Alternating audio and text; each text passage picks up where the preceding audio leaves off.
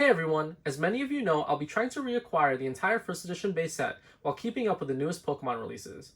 In this video today, I'll review what we have left of the first edition base set after having sold off a completed one, as well as most of our extra foils and rares almost 20 years ago. So let's see what we have left. Okay, let's quickly review what I have here. This is one of my old common and uncommon binders that has some first edition base set cards in it. This box also has first edition base set cards, I think primarily uncommons and commons as well. We took these around as trade fodder back in the day. I also have a handful of foils and rares here taken from our old trade binder. And finally, I have a few graded first edition slabs I've randomly won over the past 6 months. So how do we want to approach the first edition base set? Well, obviously everyone wants PSA 10s, but the base set is crazy when it comes to PSA 10 prices. Looking at the most recently sold PSA 10s on eBay, a complete first edition base set is going to set you back a little over $250,000. So I don't think we'll be attempting all PSA 10s anytime soon. PSA 9s, while more reasonable, still come in at just over $50,000 for the complete set. If we were to go completely ungraded, it's closer to $9,500 based on recent comps. So as I stated in my intro video, we'll probably concentrate on a combination of ungraded and graded cards, probably PSA 8s and up. I'll really just be looking for any good deals on any first edition base set cards we're missing and go from there. I don't really have a system in mind, like trying to tackle all the foils first or all the commons first or anything like that. We'll just see how much money we can get from selling the other collectibles and seeing what's available on eBay or whatnot that week. Some interesting things. Alright, so let's see what's in this box. This is a lot more than I thought that was going to be. Okay. Oh, that's cool. So, there's a Dugong here, a handful of Dugong, Farfetch'd, Haunter, Jinx, Kakuna, Choke, and Areno. Curious, like, what kind of condition these are in. This is in pretty good condition. So, stop. It's in fairly good condition. So let's continue on here. Smaller piles. So Poliwhirl, Eradicate. So this is a good deal with the uncommons, which is nice. Probably should get some of these graded too.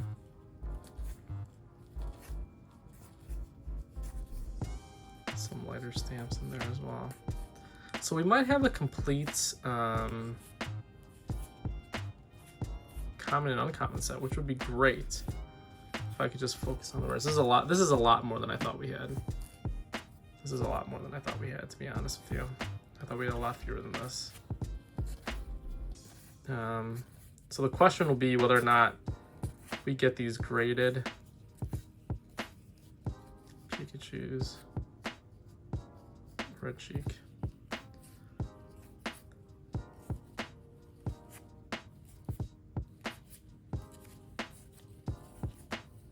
Boy Sandshrew, there's a lot of Sandshrew, Squirtles, Staryu's, Tangalas,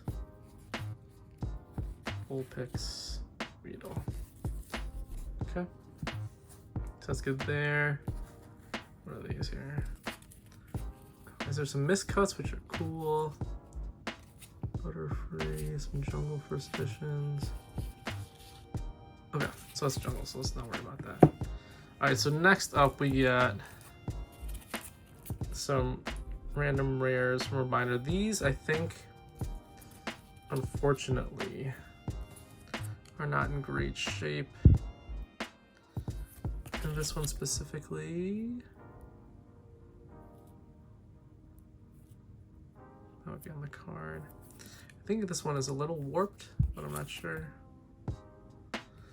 Hard to tell. The Venusaur, while my favorite guy, I kept, it's not in great condition. Yeah, you see some of that full, you see a lot of that. You see the scratching here. Lots of whiting on the back. So we technically don't need it. I probably want to get a better one because he's my guy. Machamp. This one's in better condition than the Venusaur, but still scratches here. Stamp is light though, it's a lighter stamp. I don't know if you can see that. It's a lighter stamp. Back is super beat up. Dirty. Dirty, dirty, dirty. Electabuzz is a little warped. Overall, it's in pretty good shape though. Yeah, I see the whiting up there. So Electabuzz. And then Scoop Up. That one's warped and water damaged.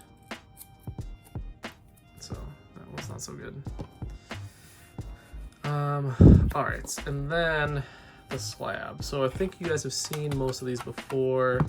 These two, the Ponyta, which you got a while ago. The Poliwhirl, which is nice. It's in a 5 though, so it's not in like shape that I want it to be in.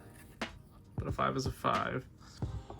And then my most recent acquisition was this Mewtwo.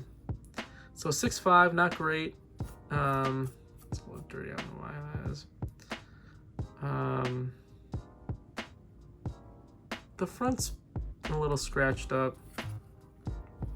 The back, again, hard to tell on camera, so this up here. Yeah, it's whiting around the edges. So I don't know what grade these other ones would get in the future. So that's what we got. Alright, so that just about wraps things up here for today. I actually had way more commons and uncommons than I expected. After we stopped recording, I went through the binder and went through each card individually and found more first edition cards hidden in there. However, we're missing most of the heavy hitters still in the set. Outside of the Venusaur, Mewtwo, and Poliwrath, we're missing all of the foils, most notably the Charizard, Blastoise, and Gyarados, if we're talking about the highest priced cards in the set. Please join me in my next video where we'll go through the first batch of toys and collectibles we'll be listing up on our website and or eBay. Remember that the funds from those sales will help us get started on this journey of completing the first edition base set. Thanks again for joining me today. Please subscribe to the channel, like this video, and I'll see you all in the comments.